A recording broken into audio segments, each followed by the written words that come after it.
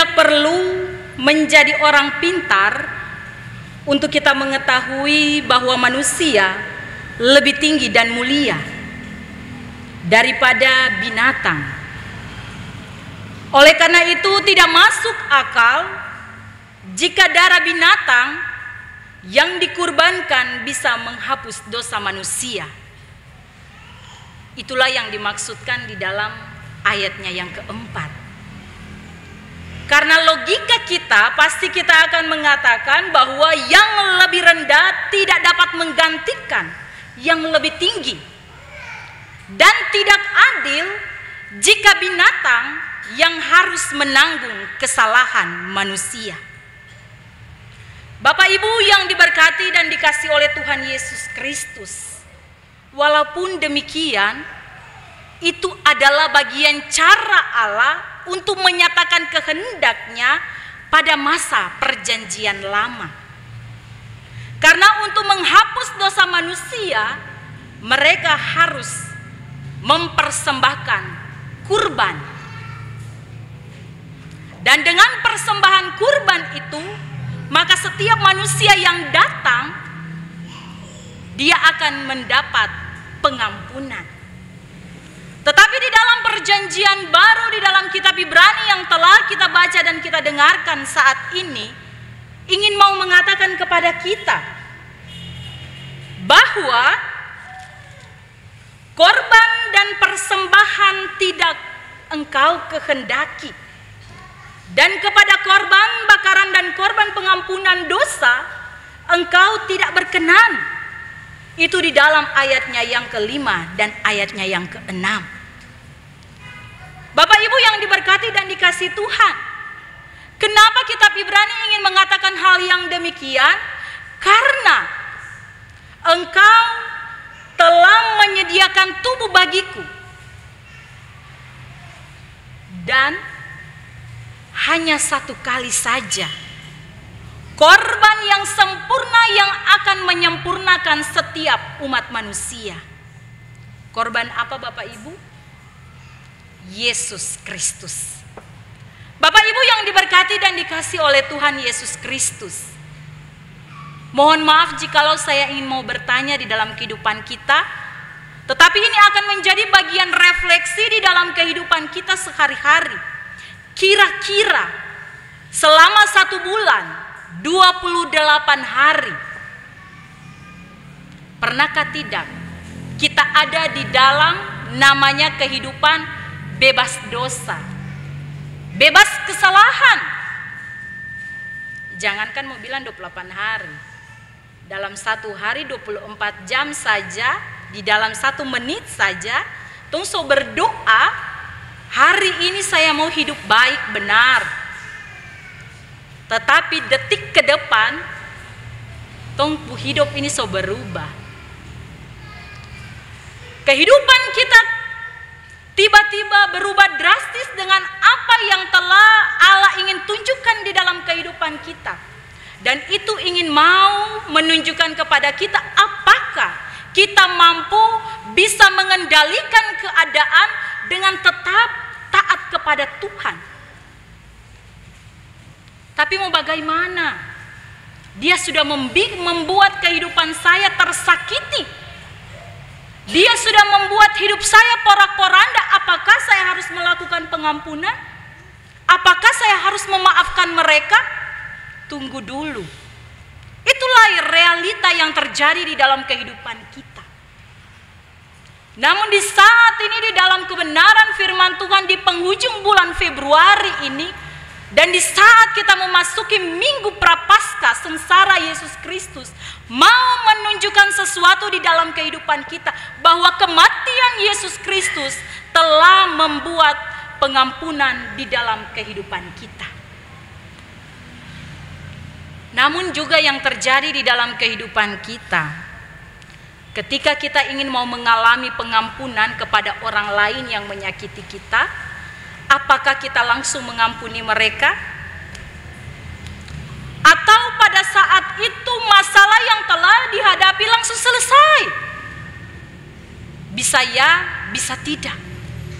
Bisa ya jikalau kita memang selalu taat kepada kebenaran firman Tuhan, tetapi tidak menutup kemungkinan di dalam kehidupan keseharian kita ternyata tidak mampu mengendalikan seluruh hidup kita.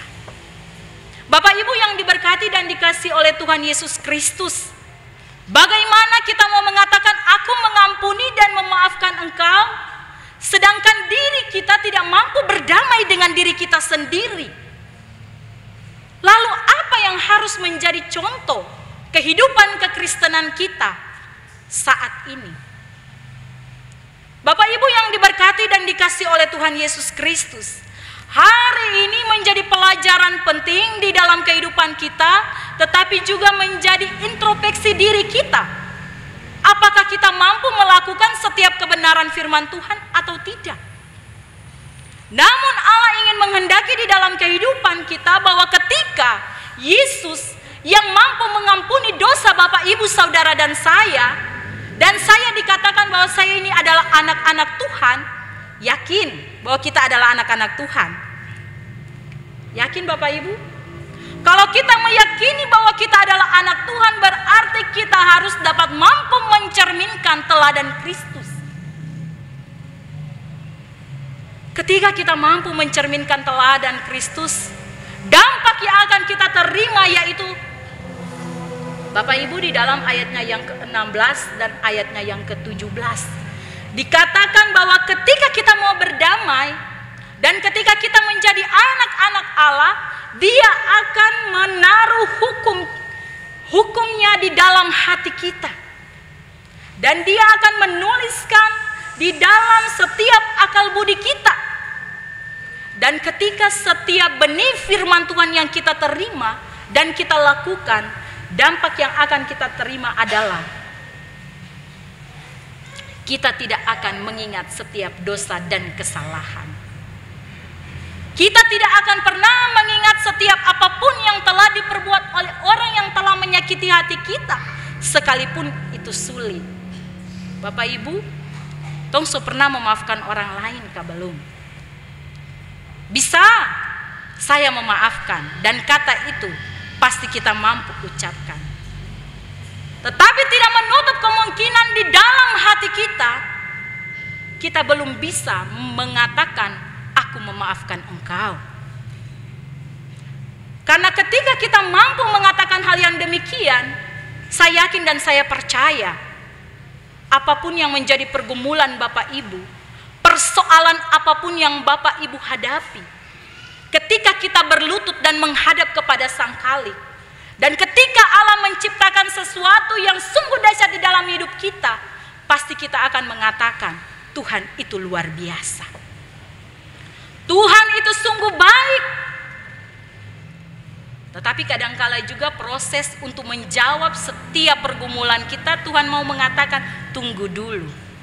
Dan inilah yang menjadi persoalan di dalam kehidupan kita ketika kita mau melewati yang namanya proses. Bapak Ibu, untuk menjadi orang Kristen yang sejati, tidak ada yang namanya instan. Kita harus butuh proses. Kalau kita ingin mau menjadi emas yang murni, kita harus berani dipanaskan. Kita harus berani dibakar supaya kelihatan murninya. Bapak Ibu yang diberkati dan dikasihi Tuhan, di dalam penghujung bulan Februari ini ingin mau mencatat banyak hal di dalam hidup kita. Namun yang menjadi realita di dalam kehidupan kita, ternyata di dalam bulan Februari perjalanan hidup kita pasti akan menjadi persis sama dengan bulan Maret. Karena apa Bapak Ibu? Ketumpu hidup ini seperti kita hanya berputar saja. Namun untuk melewati namanya putaran, ada jatuh bangunnya. Dan itulah kehidupan kita. Dan untuk menjadi orang Kristen yang sejati, kita sangat membutuhkan proses jatuh bangun. Ketika kita mau memulihkan diri kita dan mau berdamai, pasti Allah akan memberikan yang terbaik. Bapak Ibu, kenapa di dalam firman Tuhan tadi mengatakan korban persembahan yang engkau berikan tidak berkenan kepadaku? Karena apa Bapak Ibu? Untung di depan kita ini tidak ada korban pengampunan dosa. Betulkah tidak? Kalau sampai ada di saat ini, saya yakin dan saya percaya tempat duduk tidak akan pernah penuh. Karena kita tidak mampu untuk menginjakan kaki kita di gereja. Apalagi mau mengangkat muka kita untuk mendengarkan kebenaran firman Tuhan, karena kita ini adalah orang berdosa. Tetapi karena berdosa inilah kehidupan kita dipulihkan oleh tubuh dan darah Kristus di atas kayu salib. Dan ketika kita merasakan kebaikan daripada Tuhan, yang harus kita lakukan sebagai orang Kristen, kita harus mengikuti teladannya Tuhan. Dan kita harus melakukan apa yang Allah kehendaki di dalam kehidupan kita. Ketika kita melakukan apa yang Tuhan kehendaki, saya yakin dan saya percaya Bapak Ibu, kehidupan persoalan Bapak Ibu saudara dan saya tidak akan pernah diingat-ingat oleh Tuhan. Tapi kalau hidup katongku hidup ini Bapak Ibu, ketika ada orang mau melakukan kesalahan dan mau mengampun dan mau meminta maaf, hari ini selesai, tapi belum tentu kita akan melupakannya. Karena suatu saat nanti masalah sekalipun tidak sama, tetapi ketika dia menciut masalah itu atau masalah yang lain, pasti kita akan mengingat masa lalu. Dan ini yang menjadi titik di mana kekristenan kita harus dirubah. Ketika kita mau hidup berdamai dengan orang lain, intinya adalah kita harus belajar berdamai dengan diri kita sendiri. Ketika kita mau berdamai dengan diri kita sendiri, dan ketika kita mau mengatakan saya memaafkan dan tidak mengingat kesalahan, maka setiap apapun yang kita perbuat di bawah kolong langit ini akan ditulis di dalam kitabnya Tuhan. Bapak Ibu yang diberkati dan dikasih Tuhan, untuk memperoleh berkat yang sangat penting, inilah yang ingin dikatakan, bahwa pengampunan dosa persembahan apapun tidak berkenan untuk apapun engkau lakukan. Bukan masalah kurbannya, tetapi hati. Begitu juga dengan setiap pemberian Bapak Ibu ketika kita mau memberi. Bukan berapa banyak kita akan memberi lalu dinilai orang lain bahwa pemberian kita itu besar. Tetapi yang Allah kehendaki, sekecil besar pemberian kita itu datang dari hati. Ketika kita memberi dengan sukacita, maka berkat Allah akan mengalir di dalam hidup kita. Sekalipun hidup kita berkekurangan, tetapi Allah akan mencukupkan setiap kebutuhan kita. Karena Allah adalah sumber kehidupan, sumber berkat. Sekalipun Bapak Ibu Saudara dan saya di luar sana berjeri lelah untuk mencari nafkah, berkat itu ada di depan mata. Tetapi kalau Allah tidak mengizinkan berkat itu terbuka, itu harus kita belajar. Kenapa berkat itu saya tidak bisa raih? Berarti kita harus mengoreksi diri kita sendiri. Ketika kita belajar mengoreksi dan menyadari kesalahan kita dan mengaku, maka Allah yang setia dan adil, Dia akan mengampuni kesalahan kita.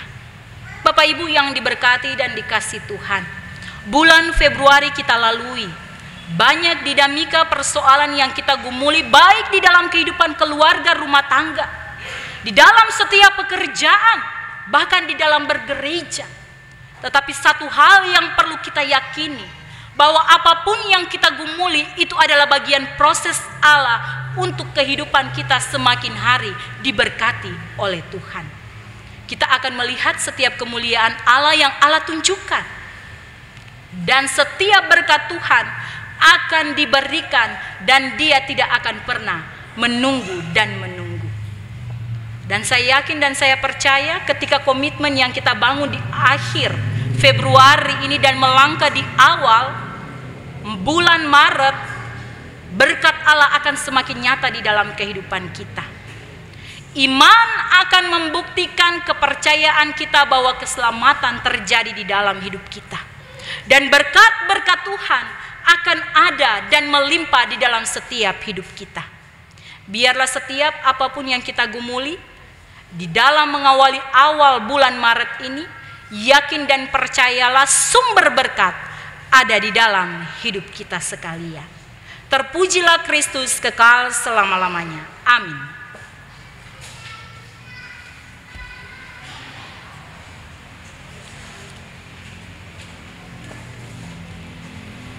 Kita akan mendengarkan vokal grup remaja